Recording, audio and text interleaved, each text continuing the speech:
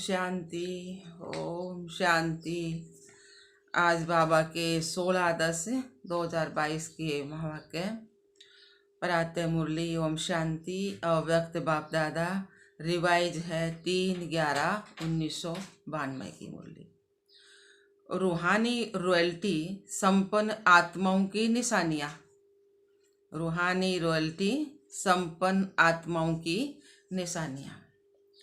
आज बाप दादा चारों ओर के अपने रूहानी रॉयल फैमिली को देख रहे हैं। सारे कल्प में सबसे रॉयल आप आत्माएं ही हो। वैसे हद के राज्य अधिकारी रॉयल फैमिली बहुत गाए हुए हैं, लेकिन रूहानी रॉयल फैमिली सिर्फ आप ही गाए हुए हो। आप रॉयल फैमिली की आत्माएं आदि काल में भी और अनादि काल में भी और वर्तमान संगम युग में भी रूहानी रॉयल्टी वाले हो। अनादि काल स्वीट होम में भी आप विशेष आत्माओं की रूहानियत की झलक है।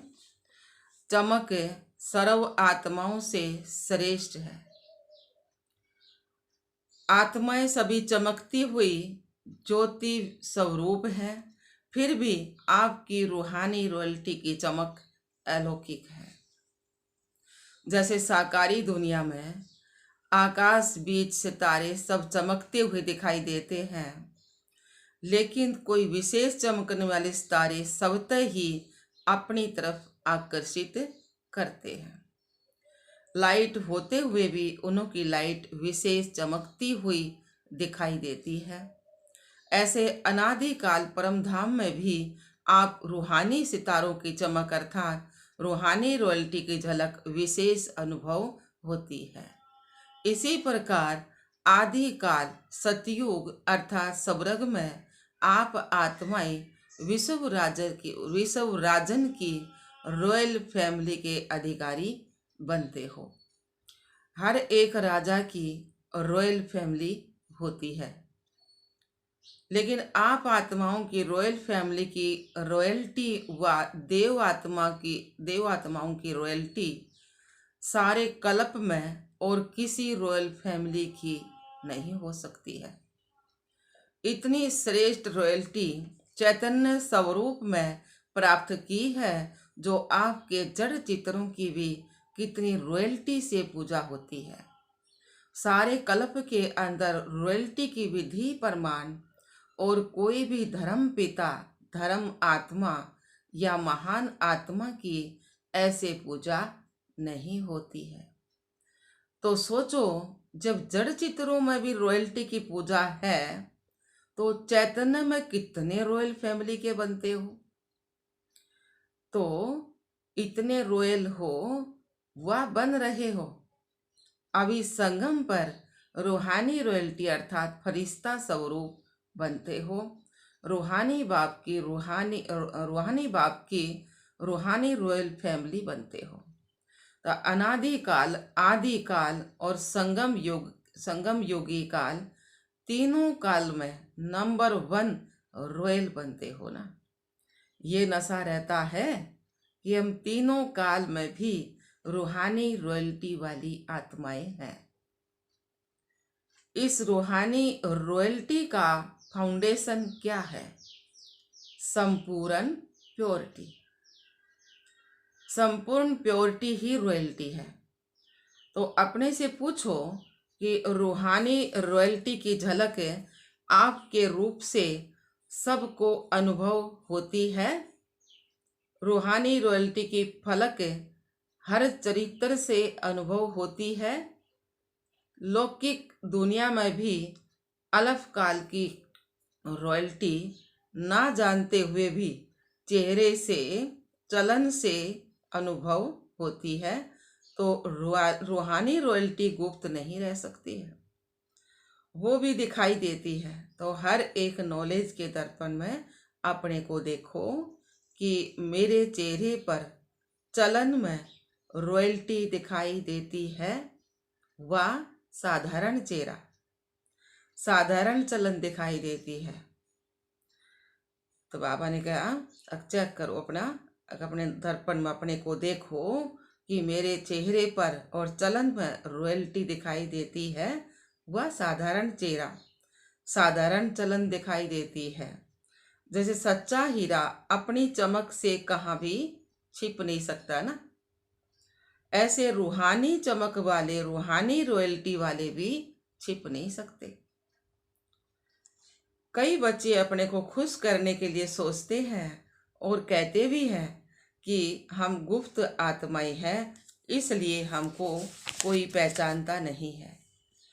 समय आने पर आप पे ही मालूम पड़ जाएगा। गुप्त पुरुषार्थ बहुत अच्छी बात है, लेकिन गुप्त पुरुषार्थी की झलक और फलक व रूहानी रॉयल्टी की चमक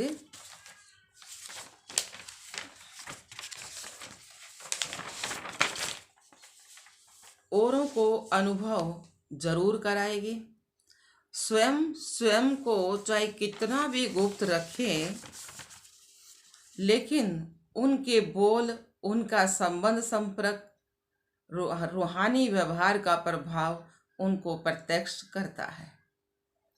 जिसको साधारण शब्दों में दुनिया वाले बोल और चाल कहते हैं, तो स्वयं स्वयं को प्रत्यक्ष नहीं करते, गुप्त रखते। यह निर्माणता की विशेषता है, लेकिन दूसरे उनके बोल चाल से अनुभव अवश्य करेंगे। दूसरे कहें कि यह गुप्त पुरुषार्थी है, अगर स्वयं को कहते हैं कि मैं गुप्त पुरुषार्थी हूँ, तो यह गुप्त रखा व प्रत्यक्ष किया ना। तो कह रहे हो गुप्त, लेकिन बोल रहे हो कि मैं गुप्त पुरुषार्थी हूँ, तो यह गुप्त हुआ नहीं हुआ ना। बहुत पत्र में भी लिखते हैं कि हम गुप्त पुरुषार्थियों को निमित्त बनी हुई दादियाँ नहीं जानती हैं। फिर यह भी लिखते हैं कि देख लेना आगे हम क्या करते हैं, क्या होता है। तो यह गुप्त रहे या प्रत्यक्ष किया? प्रत्यक्ष किया ना। तो गुप्त पुरुषार्थी अपने को गुप्त रखिए, यह बहुत अच्छा, लेकिन वर्णन नहीं करो। दूसरा आपको बोले, जो अपने आप को ही कहे, उनको क्या कहा जाता है? मियाँ मिट्ठू। तो मियाँ मिट्ठू बनना बहुत सहज है ना। तो क्या सुना? रूहानी रॉयल्टी रखनी है। रॉयल आत्माएं सदा ही एक तो भरपूर और संपन्न रहती है, और संपन्नता की निशानी वे सदा तृप्त आत्मा रहती है। तृप्त आत्मा हर परिस्थिति में हर आत्माओं के संबंध संपर्क में आते हुए, जानते हुए भी संतुष्ट रहती है ना। चाहे कोई कितना भी असंतुष्ट करने की परिस्थितियां उनके आगे लाए, लेकिन संपन्न और तृप्त आत्मा असंतुष्ट करने वालों को भी संतुष्टता का गुण सहयोग के रूप में देंगे। ऐसी आत्मा के प्रति रहमदिल बन शुभ भावना और शुभ कामना द्वारा उनको भी परिवर्तन करने का प्रयत्न करेंगे, उनको भी बदलने का प्रयत्न करेंगे। रूहानी रॉयल आत्माओं का यही श्रेष्ठ कर्म है। जैसे स्थूल रॉयल आत्माएं कभी भी छोटी छोटी बातों में, छोटी छोटी चीज़ों में अपनी बुद्धि व समय नहीं देती, देखते हुए भी नहीं देखती, सुनते हुए भी नहीं सुनती। ऐसे रूहानी रॉयल आत्मा किसी भी आत्मा की छोटी छोटी बातों में जो रॉयल नहीं है, उनमें अपनी बुद्धि व समय नहीं देंगे। दुनिया वाले कहते हैं कि रॉयल्टी अर्थात किसी भी हल्की बात में आंख नहीं डूबती। रूहानी रॉयल आत्माओं के मुख से कभी व्यर्थ व साधारण बोल नहीं निकलेंगे। हर बोल युक्ति युक्त होगा। युक्ति युक्त का अर्थ है व्यर्थ भाव से परे अव्यक्त भाव। अव्यक्त भावना, इसको कहा जाता है रॉयल्टी। इस समय की रॉयल्टी भविष्य की रॉयल फैमिली में आने के लिए अधिकारी बनाती है। तो चेक करो, वर्ती रॉयल है? वर्ती रॉयल अर्थात सदा शुभ भावना, शुभ कामना की वर्ती से हर एक आत्मा से व्यवहार में आए। रॉयल दृष्टि अर्थात सदा फरिश्ता रूप से औरों को भी फरिश्ता रूप देखें। करती अर्थात कर्म में सदा सुख देना और सुख लेना। इस श्रेष्ठ कर्म के प्रमाण संपर्क में आए तो ऐसे रॉयल बने हो कि बनना है। ब्रह्मा बाप के बोल और चाल, चेहरे और चलन की रॉयल्टी को देखा। ऐसे फॉलो ब्रह्मा बाप। साकार को फॉलो करना तो सहज है ना। ब्रह्मा को फॉलो किया तो शिव बाप को फॉलो हो ही जाएगा। एक को तो फॉलो कर सकते हो ना, तो बाप समान बनने के पॉइंट्स तो रोज सुनते हो ना। सुनना अर्थात फॉलो करना। कॉपी करना तो सहज होता है ना, या कॉपी करना भी नहीं आता है। बाप दादा आज मुस्कुरा रहे थे कि मधुबन में आते हैं तो विशेष गुरुवार के दिन क्या करते हैं, एक तो भोग लगाते हैं और क्या करते हैं, जो सिर्फ मधुबन में ही करते हैं, जीते जी मरने का भोग। आप सबने जीते जी मरने का भोग लगा लिया है ना।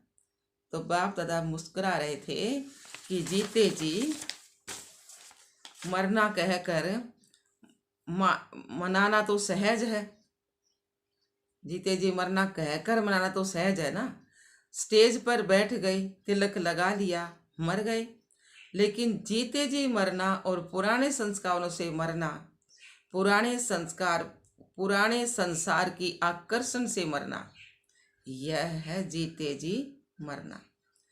भोग लगा दिया, भंडारी में जमा कर दिया और जीते जी मरना हो गया। यह तो बहुत सहज है।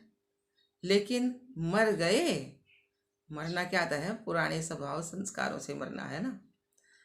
तो बाबा ने कहा, बाप दादा सोच रहे थे कि पुराने संसार और पुराने संस्कार, इससे सदा के लिए संकल्प और सौपन में भी मरना मनाना।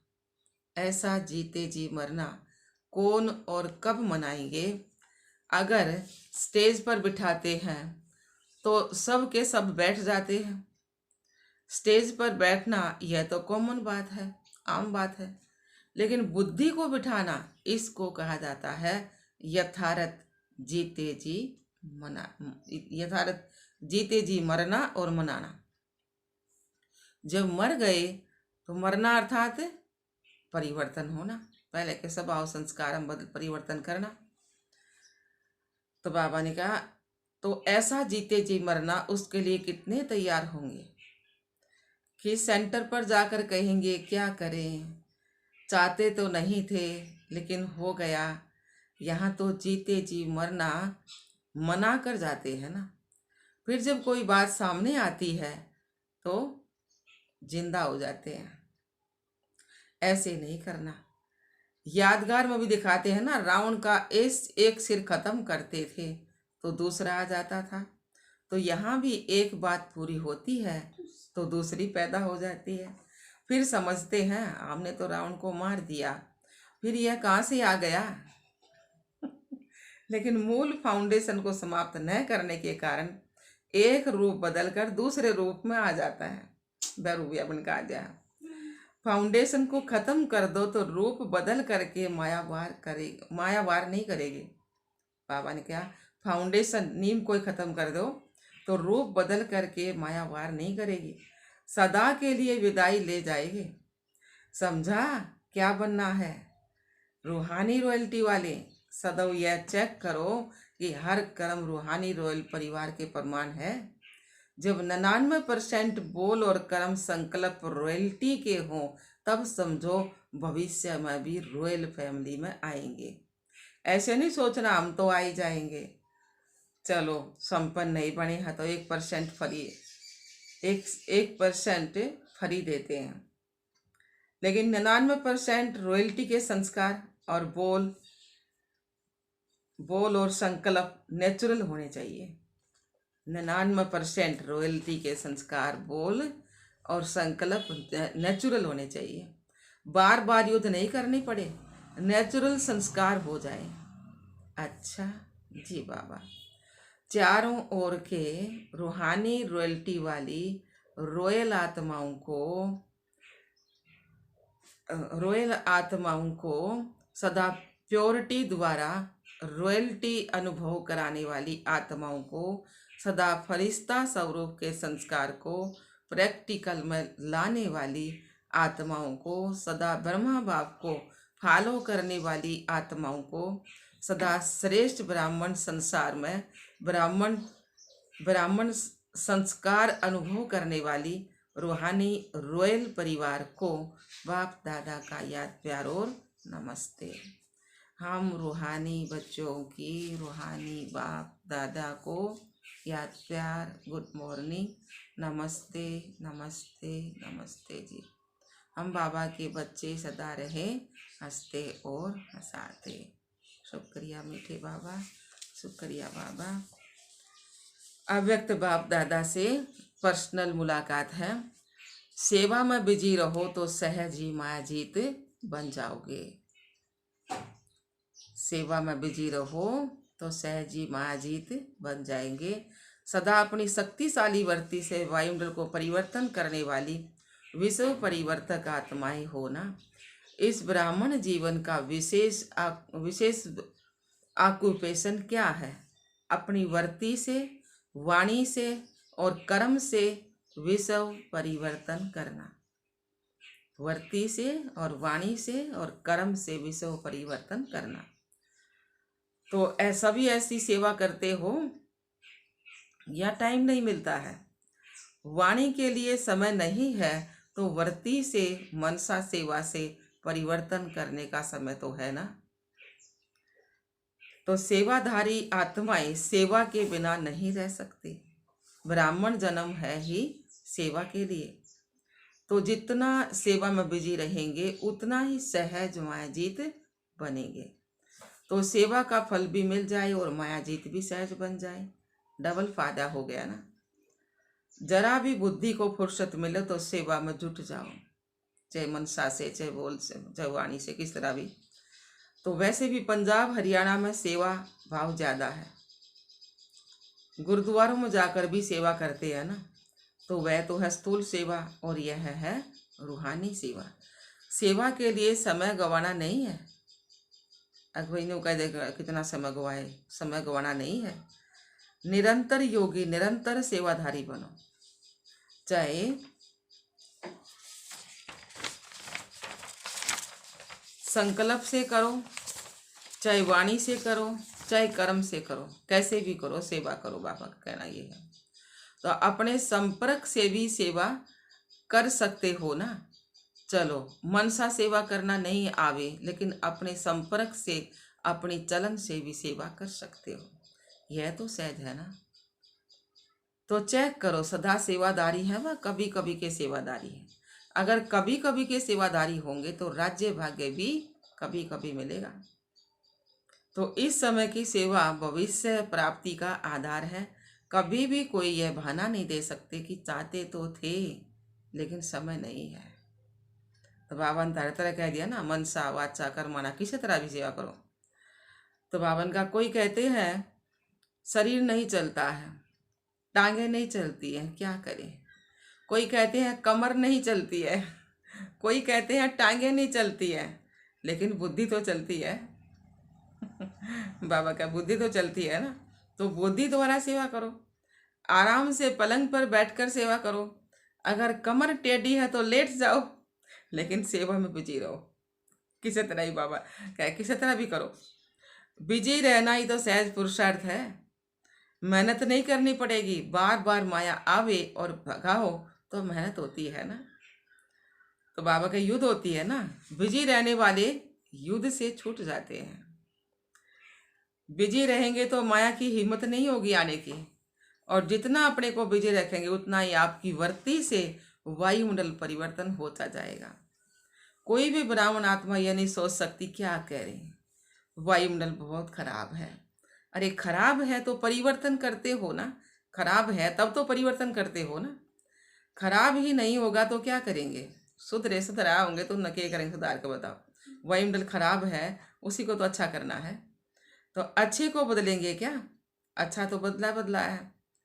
तो विश्व परिवर्तन का काम, विश्व परिवर्तक का काम है बुरे को अच्छा बनाना। तो बुरा तो होगा ही, तो बुरे को अच्छा बनाने वाले कौन है? आप ब्राह्मण बच्चे तो हो ना। तो विश्व परिवर्तन का कार्य किया है, तब तो अब तक भी आपका गायन है।